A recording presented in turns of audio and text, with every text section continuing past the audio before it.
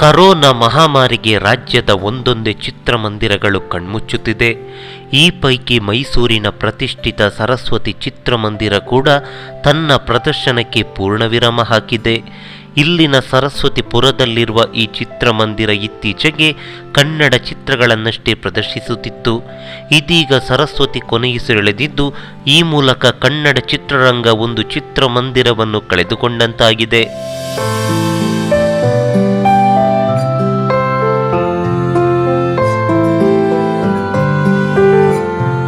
1990ರಲ್ಲಿ ಲೋಕಾರ್ಪಣೆಗೊಂಡ ಸರಸ್ವತಿ ಪ್ರೇಕ್ಷಕರಿಗೆ ತುಂಬಾನೇ ಅಚ್ಚುಮೆಚ್ಚು. ವಿಶಾಲವಾದ ಪಾರ್ಕಿಂಗ್, ಉತ್ತಮ ಸೀಟ್ಗಳು, ಅಷ್ಟೇ ಕ್ಲೀನಾಗಿ ನಿರ್ವಹಣೆಯ ಜೊತೆಗೆ ಅತ್ಯುತ್ತಮ ಗುಣಮಟ್ಟದ ಸಿನಿಮಾ ಪ್ರದರ್ಶನಕ್ಕೆ ಸರಸ್ವತಿ ಹೆಸರುವಾಸಿಯಾಗಿತ್ತು. ವಿಶೇಷ ಅಂದರೆ ಮೈಸೂರಿನ ಎಲ್ಲ ಚಿತ್ರಮಂದಿರಗಳ ಪ್ರದರ್ಶನದ ಸಮಯ ಒಂದಾದರೆ ಸರಸ್ವತಿಯ ಪ್ರದರ್ಶನದ ಸಮಯ ಇನ್ನೊಂದಾಗಿತ್ತು.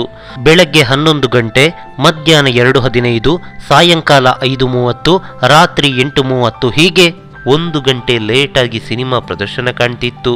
ಹೀಗಾಗಿ ಎಲ್ಲೂ ಟಿಕೆಟ್ ಸಿಕ್ಕಿಲ್ಲ ಅಂದರೆ ಕೊನೆಯದಾಗಿ ಸರಸ್ವತಿಯ ಕದವನ್ನು ಮೈಸೂರಿಗರು ತಡ್ತಾ ಇದ್ರು. ಇನ್ಮುಂದೆ ಇವೆಲ್ಲ ಬರೀ ನೆನಪುಗಳಷ್ಟೇ.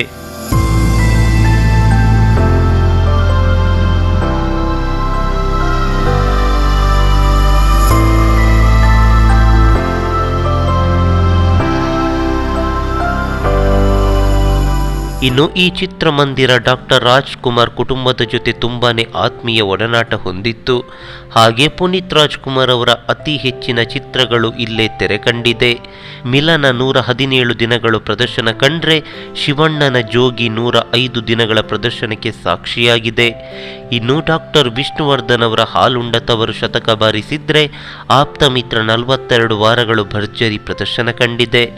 ವಿಷ್ಣುದಾದ ಅವರ ಕೊನೆಯ ಚಿತ್ರ ಆಪ್ತರಕ್ಷಕವಂತೂ ಮೊದಲ 4 ದಿನ ಸೋಲ್ಡ್ ಔಟ್.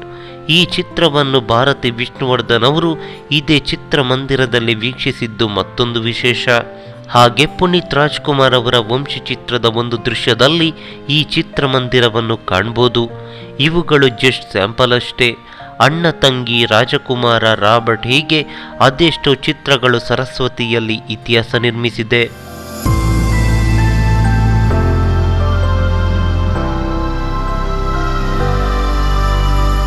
ಸರಸ್ವತಿ ಮುಚ್ಚಲು ನಿಖರವಾದ ಕಾರಣ ಏನೆಂಬುದು ತಿಳಿದಿಲ್ಲ. ಆದರೆ ಒಂದಿಷ್ಟು ಮಂದಿಯ ಅಭಿಪ್ರಾಯದ ಪ್ರಕಾರ ಥಿಯೇಟರ್ ತೆರಿಗೆಯಲ್ಲಿ ಜಿಲ್ಲೆಯಿಂದ ಮತ್ತೊಂದು ಜಿಲ್ಲೆಗೆ ಭಿನ್ನವಿದೆ. ಹಾಗೆ ಇತ್ತೀಚೆಗೆ OTT ಪ್ಲಾಟ್ಫಾರ್ಮ್ಗಳು ಬಂದ ಬಳಿಕ ಚಿತ್ರಮಂದಿರಕ್ಕೆ ಬರುವವರ ಸಂಖ್ಯೆ ತುಂಬಾನೇ ಕಡಿಮೆಯಾಗ್ತಿದೆ. ಕರ್ನಾಟಕ ಸರ್ಕಾರಕ್ಕೆ ಚಿತ್ರಮಂದಿರವನ್ನು ಉಳಿಸುವ ಆಸಕ್ತಿ ಇಲ್ಲ. ಒಟ್ಟಾರೆಯಾಗಿ ಈ ಬೆಳವಣಿಗೆ ಚಿತ್ರರಂಗ ಮತ್ತು ಚಿತ್ರಮಂದಿರ ಕ್ಷೇತ್ರಕ್ಕೆ ಅಪಾರ ನಷ್ಟ ಉಂಟು ಮಾಡಿದೆ. ಇದು ಒಳ್ಳೆಯ ಬೆಳವಣಿಗೆ ಕೂಡ ಅಲ್ಲ ಎಂದು ಚಿತ್ರ ಪ್ರದರ್ಶಕರ ಮಂಡಳಿಯ ಉಪಾಧ್ಯಕ್ಷರು ಅಸಮಾಧಾನವನ್ನು ವ್ಯಕ್ತಪಡಿಸಿದ್ದಾರೆ.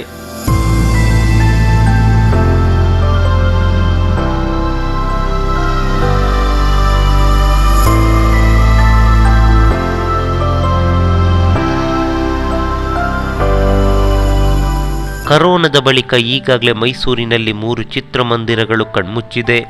ಶಾಂತಲಾ, ಲಕ್ಷ್ಮಿ, ಶ್ರೀ ನಾಗರಾಜ ಚಿತ್ರಮಂದಿರಗಳು ಇತಿಹಾಸದ ಪುಟಗಳನ್ನು ಸೇರ್ಕೊಂಡಿದೆ.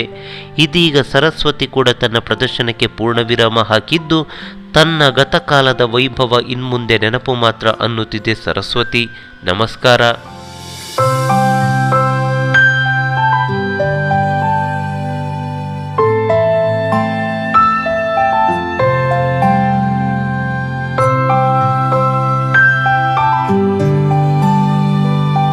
ಕೋಸ್ಟಲ್ ಕನ್ನಡ ಯೂಟ್ಯೂಬ್ ಚಾನಲ್ಗೆ ನೀವು ನೀಡಿದ ಪ್ರೀತಿ, ಪ್ರೋತ್ಸಾಹ ಅಗಾಧ.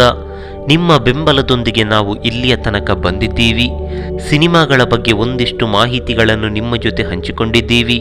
ಇದೀಗ ನಮ್ಮದೇ ತಂಡದಿಂದ ಕೋಸ್ಟಲ್ ಪ್ಲಸ್ ಯೂಟ್ಯೂಬ್ ಚಾನಲ್ ಶೀಘ್ರದಲ್ಲೇ ಲೋಕಾರ್ಪಣೆಗೊಳ್ಳಲಿದೆ. ಇದರ ಮೂಲಕ ಪ್ರಪಂಚದಲ್ಲಿ ನಡೆದ ಕುತೂಹಲಕಾರಿ ವಿಚಾರಗಳನ್ನು ನಿಮ್ಮ ಮುಂದೆ ಹಂಚಲು ಇಚ್ಛಿಸಿದ್ದೇವೆ.